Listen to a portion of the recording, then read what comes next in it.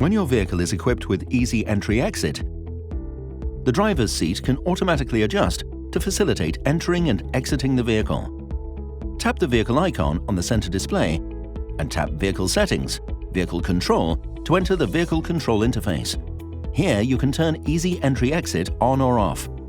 With Easy Entry-Exit enabled, when you open the driver's door after the car is stopped and shifted to park, the driver's seat will automatically move back to facilitate exiting the car.